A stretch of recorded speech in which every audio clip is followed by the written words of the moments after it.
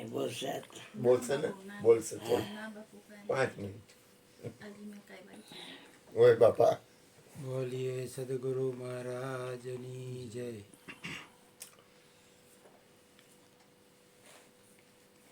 ગુરુજીએ મારા બાપુએ સત્સંગ કર્યો. એમાં એક વાત આવી ભાઈ, સ્વીકાર ભાવની વાત આવી કે જે બને એને સ્વીકારવું જ પડે. છાપામાં એક લેખ આવ્યો છે કે સ્વીકાર ભાવ છે ને એ એક ધર્મ જ છે.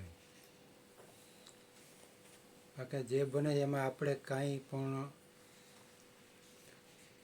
આપણું ધાર્યું કરી શકવાના નથી એટલે એને સ્વીકારી લેવું પડે.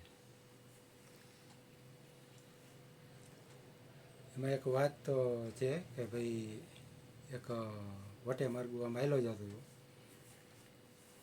તો વાતાવરણ એમ બગડ્યું ને તો એને થયું કે અહીંયા ભરવાડી કે ઢોરા ચારે એને પૂછી જવું કે આ પવન કઈ દિશામાં કે હાલશે કે રોજ આવતું હતું કે આ નવો પ્રદેશ છે ને ખબર પડતી નથી એણે ભરવાડને બોલાવ્યો કે પૂછ્યું ભાઈ તને કેમ લાગે કે આ પવનની દિશા કેમ જાય? તો કે એ પવનની દિશા છે ને કે મને ગમશે ને એ રીતે જ જાય. બોલો વિચાર પડી ગયો હારો કે આ કે એવું કેમ બને કે તમે એટલી ચોકસાઈથી કેમ કહો છો કે એ પવનની દિશા તમને ગમે એમ જ જાય? કે મેં એવું છે એ કે મેં મારા મનને કે એમ સમજાવી લીધું છે કે એ જે થશે ને એ મને ગમે એવું જ થશે. એટલે કે સ્વીકારી લીધું જ મેં. કારણ કે મારા મત મુજબ તો એ થવાનું નથી. પવનની દિશા કંઈ હું કહું એમ તો થવાનું નથી. એટલે મેં એ સ્વીકારી લીધું છે કે એ દિશા જે બાજુ જશે એ જ મને ગમશે. એટલે એ જીવનના પ્રસંગો જે કાંઈ બને છે એટલે આપણે એવું સ્વીકારી લો કે ભાઈ એ મને ગમે એવું જ બન્યું. ભલે ધાર્યું તો ધણીનું થાય એમ, પણ આપણી ઈચ્છા મુજબ કંઈ થવાનું છું એટલે એનો સ્વીકાર કરવો પડશે. અને સૌથી વધુ સ્વીકાર એનો સંતો ભક્તોએ જ કર્યો છે. સંસારીઓને એમાં સ્વીકાર એને તો પોતાનું હલાવવું હોય છે. જગતને મતલબ એને પોતાનું હલાવવું, પણ સંતો સાધુ સંતોને એ સ્વીકાર હોય છે. એક ભજનની વાણી છે એમાં લેના ફકીરે ક્યા દિલ ગીરે, લેના ફકીરે ક્યા દિલ ગીરે, કોઈ દિન હાથી કોઈ દિન ઘોડા, કોઈ દિન પેદલ ચલના જી, લેના ફકીરે ક્યા દિલ ગીરે.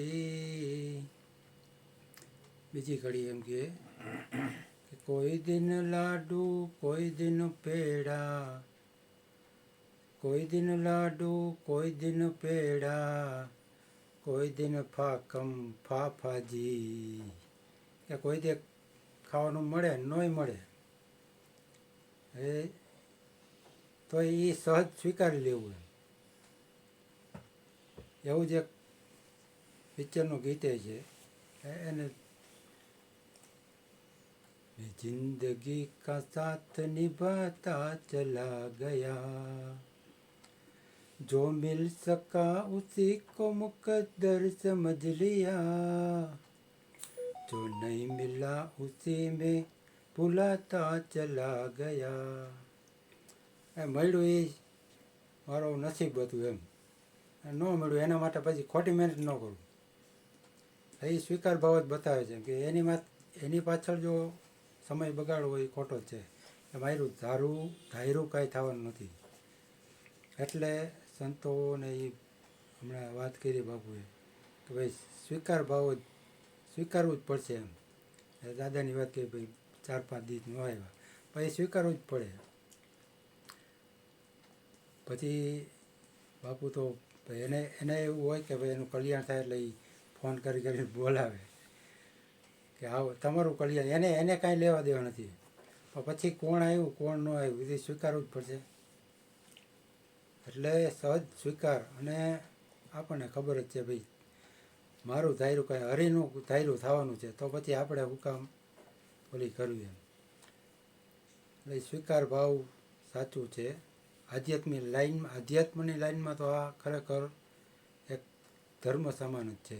બોલીએ સદગુરુ મહારાજની જય. વાહ ગુરુ, મજા આવી, સારું, સરસ.